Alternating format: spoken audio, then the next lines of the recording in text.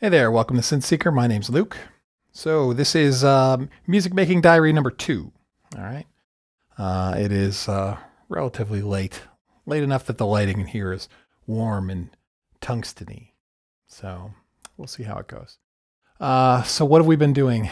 If you haven't seen the previous video for music making diary 1 that gave us the setup and what's going on here, I am working on a piece of music. It's just my music that I'm doing. And I'm going to try and stream of consciousness it and sort of share with you guys what I do in a sort of diary format every day. This is not like a live stream where you're going to watch me produce. I have already done the work for the day, and I'm just going to give you a rundown of what I did today. And then any interesting tidbits or points that I think are worth noting, I'm just going to share with you guys. All right. So we've been working on this piece here. All right. And watch the first video if you want to know about instrumentation stuff. I'm not going to repeat that every time. Okay. It's a diary. You're going to have to catch up if you want to know what's going on. But so we had what I've done basically in the last 36 hours, 48 hours, last couple days is I've taken, I was noodling, right, and capturing with the capture feature in Ableton. And then I was mining out sections of that, those noodles, and then sort of turning them into sections and clips and pieces, and then developing the bit, layering them together, putting some synths on them, and having a good time with it. Just working towards this song.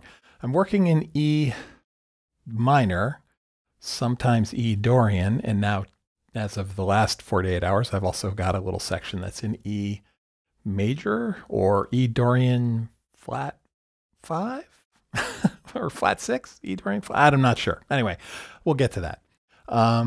And so I just want to, let me play you a little bit of this to show you the flavor of what's going on. This is the stuff that we completed last week. I'm not going to play all of it. I'm just going to show you, refresh your ear. So.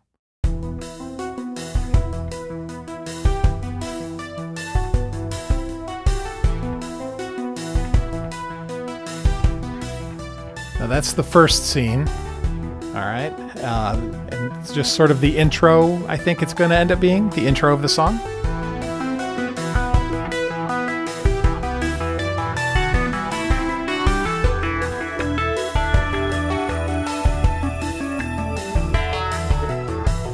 All right. That'll do for now. So that was what we did last diary, right? Just to refresh your memory. Now, what I've been doing is I've got this clip here that is me noodling. I basically pulled up a synth, just played, jammed out with me in my own ear, and then captured it. And that ended up being this clip we see here. All right. It's 32 bars or so. Now, what I did last week, what you just heard, came out of this earlier section. All right. Let me turn off the loop here. So that. Hang on, there we go. So this was the noodling. All right, we turn that into a part. We turn this. Right, that was me noodling there. Now, this week what I've been doing is I've been pulling out this little section here. Pull this out. Move here to make it simpler to start and stop. So so in the last couple of days, I've pulled this section out.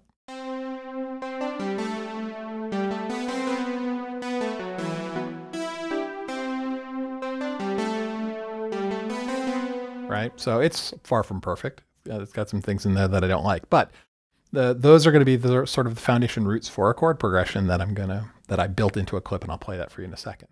So this is, again, just mining what I had in that sort of noodly stuff. And let's see, that's not here. Here it is. So that ended up being this.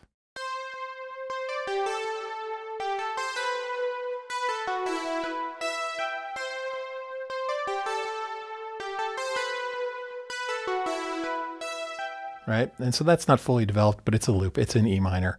And what I did is I ended up layering some Rhodes piano on top of that. So we ended up with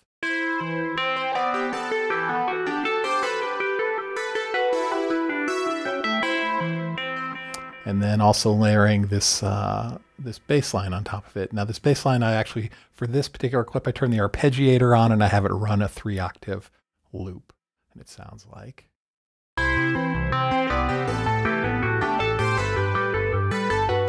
And if we add rhythm,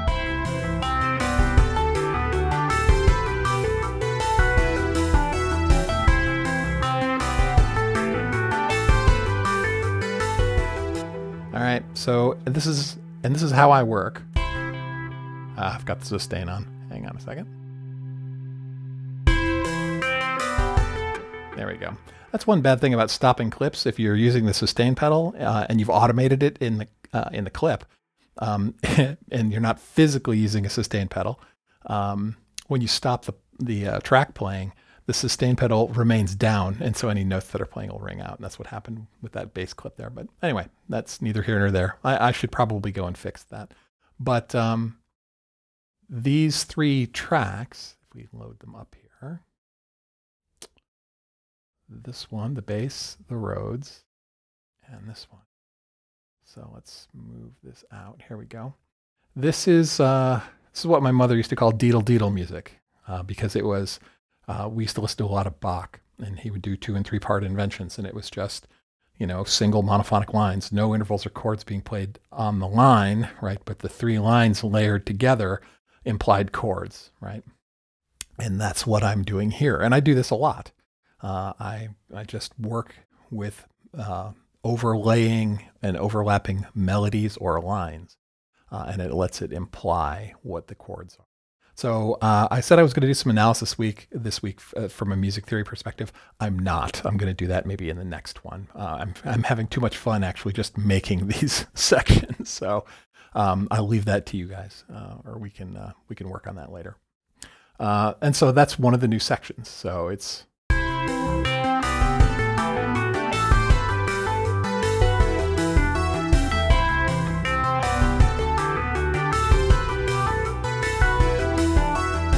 right. So I don't know what that is, a pre-chorus or a bridge or something like that. Now, going back to our big old clip, another section I pulled out was this little teeny set of riffs right here. This little bit. We loop that. It sounds like. All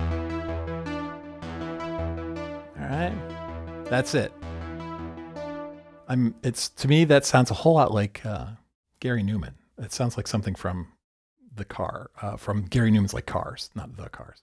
Well, I suppose it could be The Cars, speaking of synth pop. So there's a rabbit hole we could go down, a rabbit hole, right? The Cars, right? Cars is a rock and roll band until, what is it, Heartbeat City or something? And that album is like super synth pop. Anyway, neither here nor there. This reminds me of maybe the Cars, late Cars, or Gary Newman. All right, so I took that, I pulled it out, and that's our next segment. And I laid a melody on top of it. So it's doing this now.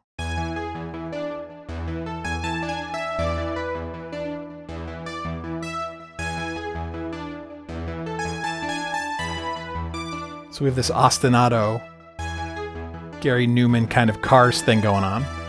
And I put just a high melody over top of it.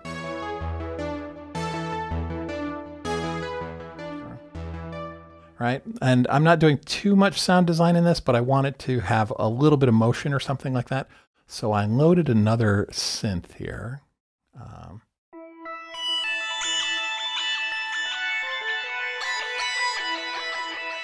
So it's a synth that's doing these sort of octave oscillations, and it's synced to the tempo.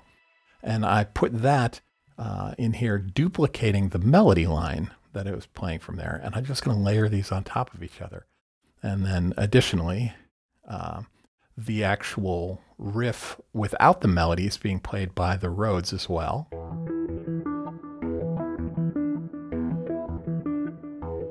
And then I've got the bass line doing a really small loop from that. This is the bass noodling that I did. I pulled an appropriate sort of E minor loop out of that as well. And it's doing this.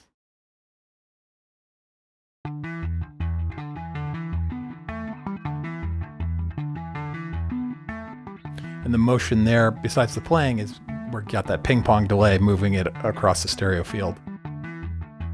And so when we layer these together, I've got this new section that sounds like.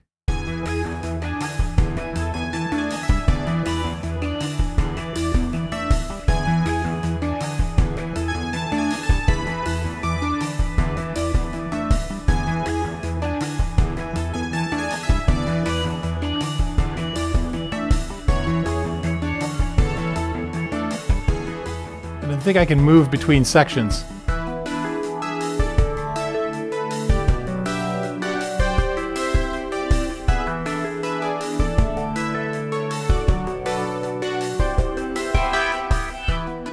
So I got a little ahead of myself there. So I had these other two sections that I played for you here. This, I jumped to the wrong one, but this, that progression, and then this Gary Newman-y, this. Now this segment that I jumped to, I had this last week if you watched Diary 1.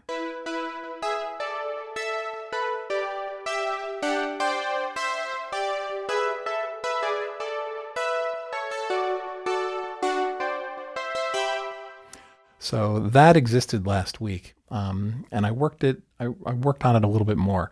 I had a Rhodes part on top of it as well, doing these little arpeggiations.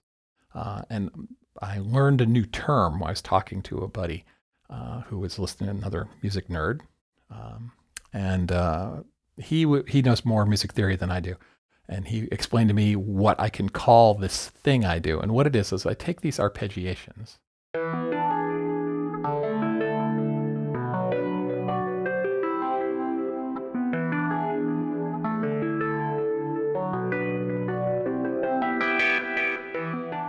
All right, so that is running with these intervals, right? I wouldn't call them chords. Oh, look, somebody's texting me.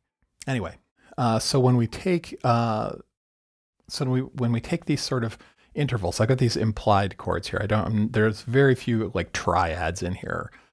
There's a couple, but mostly it's implied chords. What I do is I will, I don't necessarily care about the root. The root may be there, right? And the fifth may be there or may not. And then the third part of the triad will generally sometimes be there, but what I'll often do is have a different instrument play that note. So anyway, I learned a new term. It's called shell chords. And so I showed someone this example, and he's like, oh, you're just playing shell chords over an arpeggiation, which I had to say, like, I don't know what a shell chord is. And he's like, it's just the shell of the chord. It's, you take the, the four notes of like a seventh chord and you pull out half of them, and it's just the shell, right? Because the bass is implied and you don't need the fifth. So it's the third and the seventh. And then your arpeggiation that you're playing over fills in the difference. And that's what's going on here. So if you take these two clips, right? And so if I were to look vertically in time, let me fold this. If I was to look vertically in time at any given moment, right, the chord that's being played is, D, G, B, E, right? Which I think is an E minor 7. Is that? So if I think of E as the root, I don't know if E is the root. Anyway, again, not a theory guy, not going to do any real analysis this week. That'll be something, it'll be a learning process for me. I'll learn stuff. You guys can teach it to me. But the upshot is this clip changed a bit. And so now it is.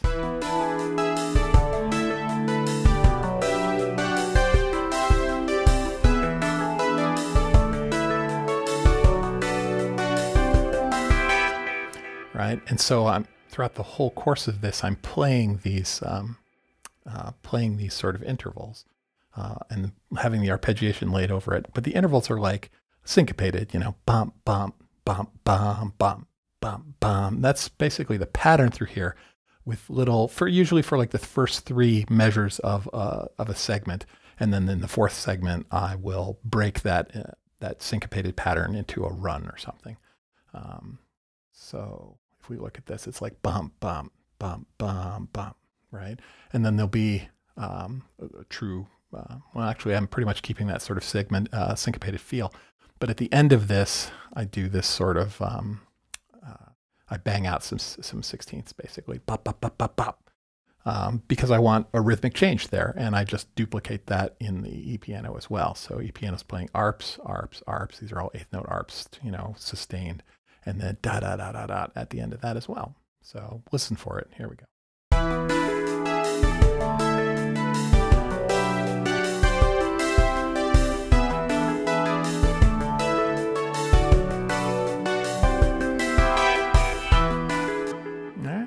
And so that's what's happening there.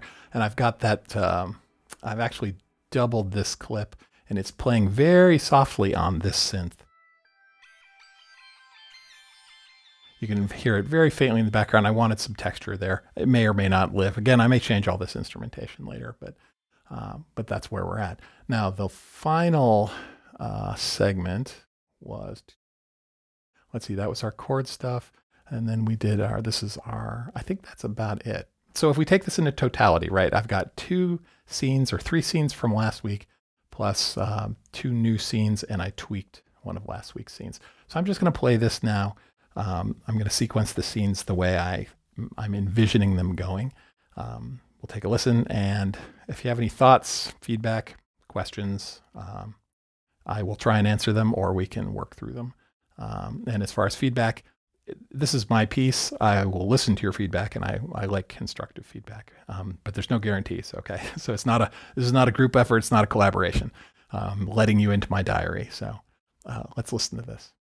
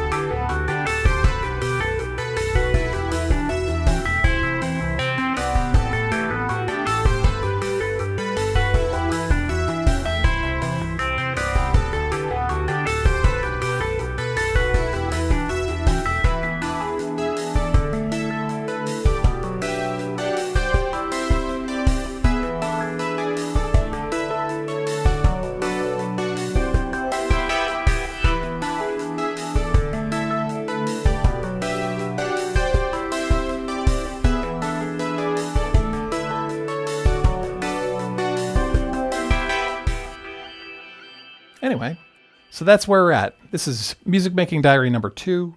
I am still doing the same process. I've got this big old noodly clip that I'm pulling stuff out of. I'm I'm about a third of the way through it. I'm going to go back through here. A lot of these are big old runs. That was me just sort of musically playing around.